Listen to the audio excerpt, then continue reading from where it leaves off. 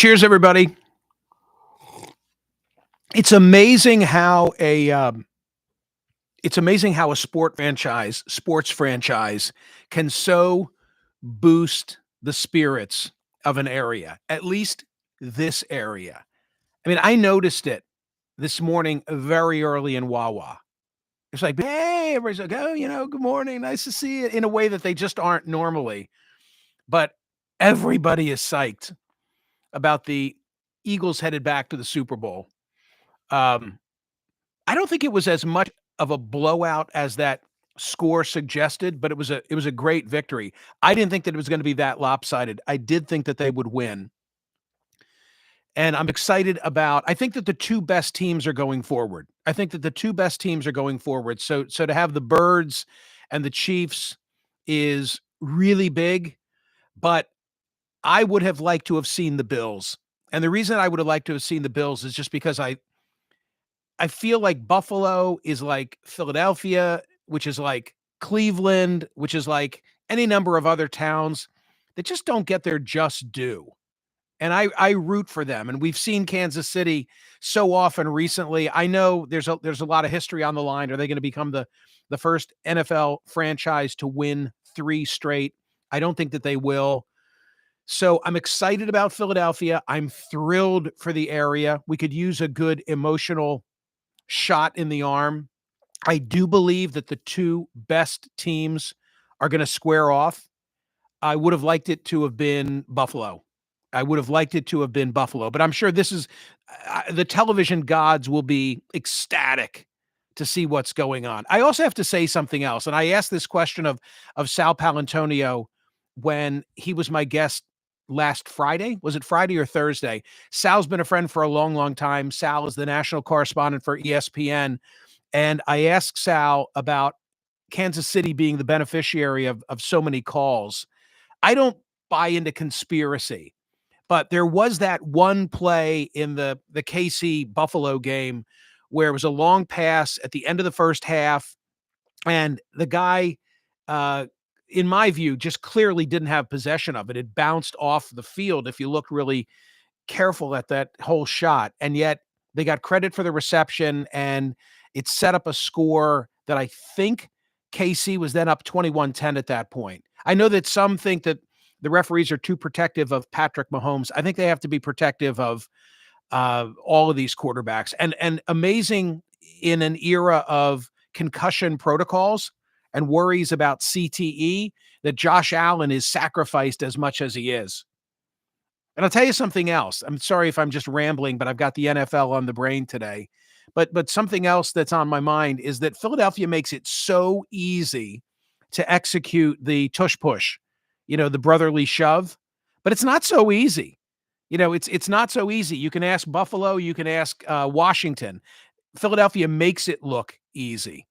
So, relative to my friends at Parks Casino, yes, relative to my friends at Parks Casino and Play Gun Lake, let me say that I had the Bills +2, Kansas City covered by 1.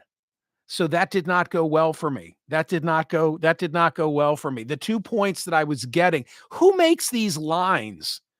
Actually, if you look at the Buffalo KC game where, Kansas City just by 1 point exceeds the 2-point line, you say they're geniuses, and then you look at the blowout that the score suggested for Philadelphia and maybe not. Anyway, whether your team scores or not, there's always another way to win in Michigan on the Play Gun Lake Casino and Sportsbook app. Play Gun Lake, the only that I ever use and recommend to the great state of Michigan.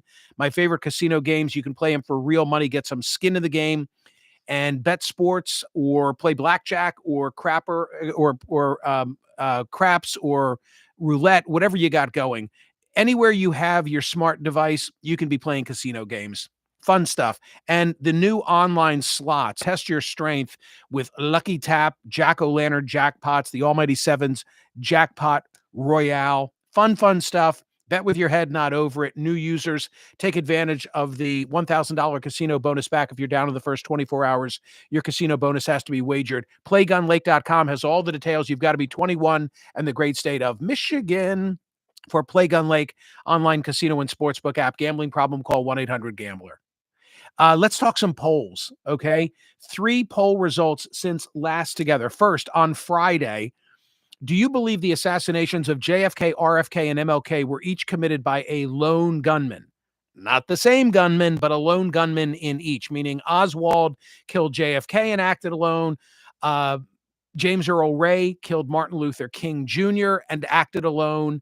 And Sirhan killed RFK and acted alone. So what was the result? 53.72% of us, I was in the majority for a change, said, yeah, one guy did it in each instance and we're not buying into conspiracy. I thought that was really interesting because I suspected that in at least one of those, a majority would buy into there having been more involvement.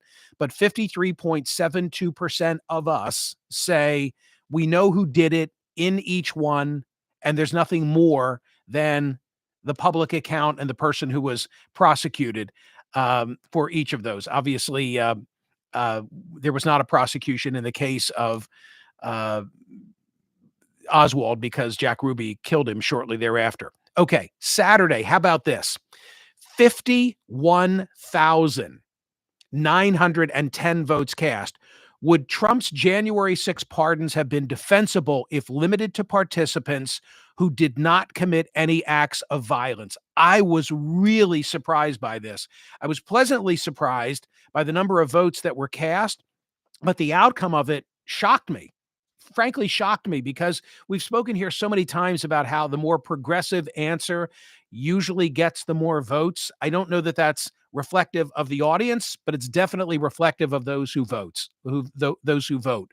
But in this case, you had nearly 60% saying if Trump had offered pardons to the nonviolent of the J6ers, it would have been defensible, which I interpret as nearly 60%, 57.34% saying they would have been fine with pardons that did not involve those who were violent. J.D. Vance working hard yesterday to try and, square his position of a week ago with his position now, whereas Vice President, he is accepting of and supportive of Trump having offered those pardons. I laid out all my rationale on radio on Friday and then again on Saturday on television and on YouTube for my belief that this comes back to haunt him. That is still my opinion.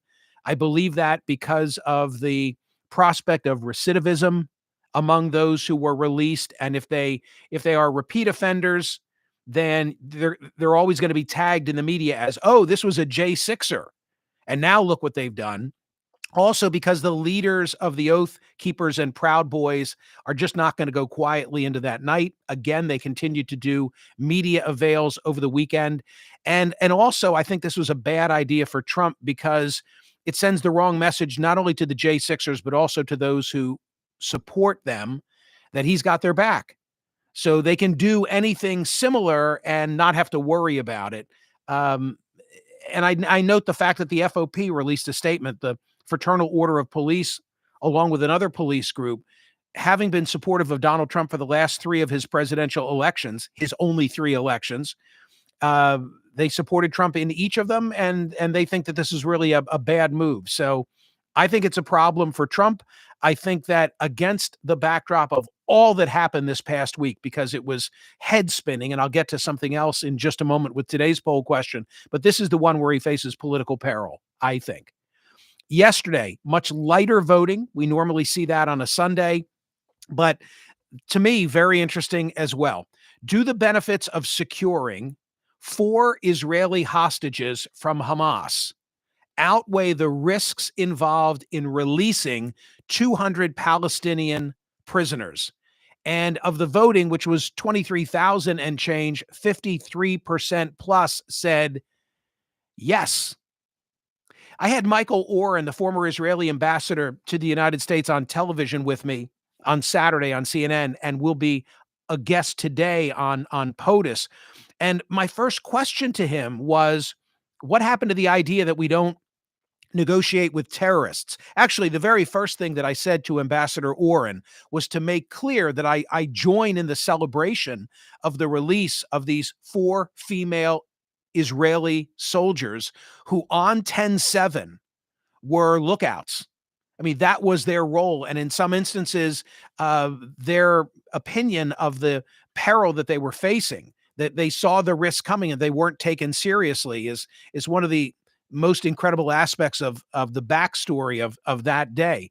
But I celebrate their return. I hope that all the other hostages are safely returned as well. But when you step back, how can you not look at the big picture and say Hamas slaughtered 1,200 Jews on 10/7, took in round numbers 200 hostage. I don't know how many of those died. I don't know how many are still alive. Nobody seems to know the answer to that question. But then they've used however remaining of the 200 there might be to barter the return, not of hostages, but of prisoners. So, how does this not make sense from Hamas's standpoint that it was all worthwhile? That's what scares me. And there's not a lot that has been written in the United States about who are these prisoners. 200 were released this weekend for like a 50-to-1 ratio. Think of it that way. 4 Israeli soldiers released who were held hostage, 50 prisoners for each. Who are those prisoners? Okay, from Haaretz. A man who, just one of them, a man who was sentenced to 48 life terms for his role in 2 terror bombings on a Jerusalem bus line in 1996, which killed 45 people. The mid 90s was the second intifada. That's when I was in Israel. I remember this whole era so well. And one of the reasons that I was there is I was invited as a guest of the Israeli government and the Jerusalem Post because they wanted Western reporters to come and to let people know what was going on, and also to let the United States know it's okay to come to Israel for religious purposes, for vacation, for whatever, because it was so harming their economy. This guy in court declared the struggle of our people against you will never end. On the contrary, we will stand firm and determined until you leave our land. At the time, the military prosecutor described him as a mass murderer standing before the court. Okay? One of those released.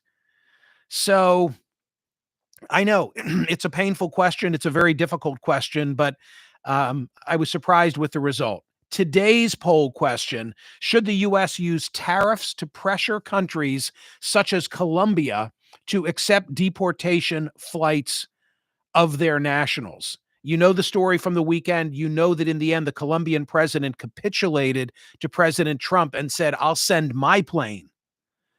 The narrative is one of a much larger story about immigration and what the Trump administration is seeking to do about it, including this from WGN, which is in my newsletter today. That's the Tribune media outlet in Chicago.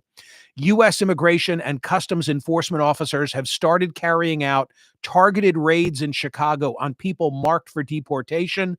2 top officials from the Trump administration were in the city on Sunday to oversee the operation, including the president's border czar, Tom Homan.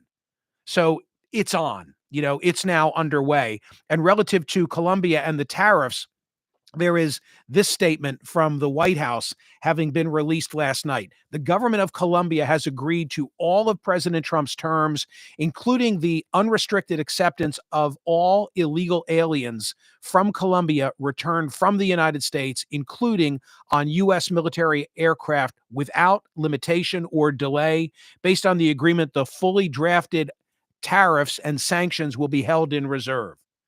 So the threat of tariffs that Trump from the golf course, I think yesterday, was placing on Colombia have now been withdrawn after he got into this scuffle with Gustavo Petro, the South American nation's president.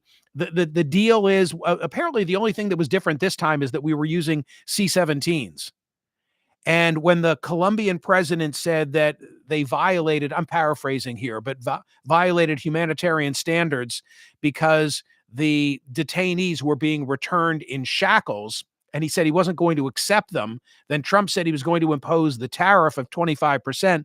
Think about your price at Wawa or Dunkin' Donuts or Starbucks, because ultimately we would pay that. So they got into it, multiple posts that were going back and forth between the two, and some back communications that were not party to. And in the end, the Colombian president backed down and said that that not only would he allow those planes, but if necessary, he would send his own. So I'm asking, therefore, is it all worthwhile? The rapidly escalating controversy between the two presidents appeared to take officials from both countries by surprise, said the Washington Post.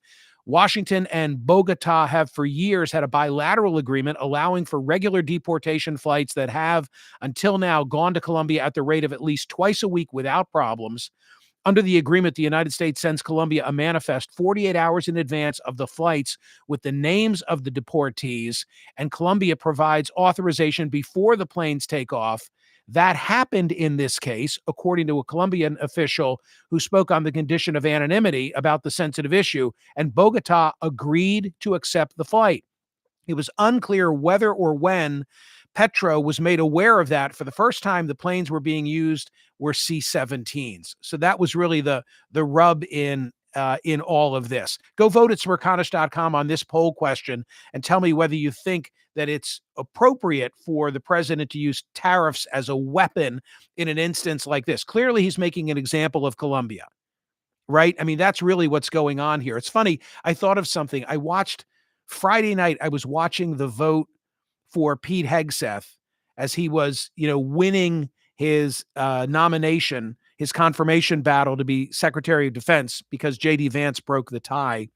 And Mel Gibson was on.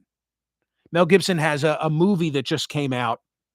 And Mel Gibson said to Sean Hannity relative to Trump going to California, it's like daddy, something like this. It's like daddy's coming home and he's taking off his belt.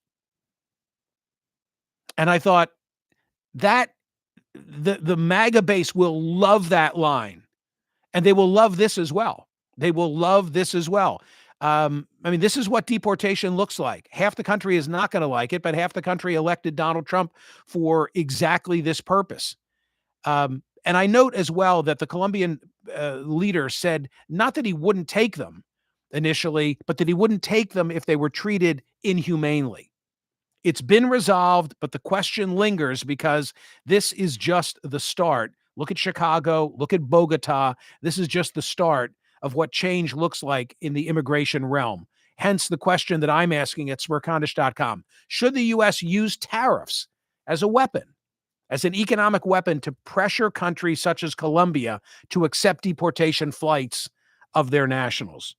Go vote at smerconish.com. I'm going to talk about this on the radio at more length today. Hope you'll be a participant there as well. Cast a ballot, and thank you. Like and subscribe, and set yourself up for notifications.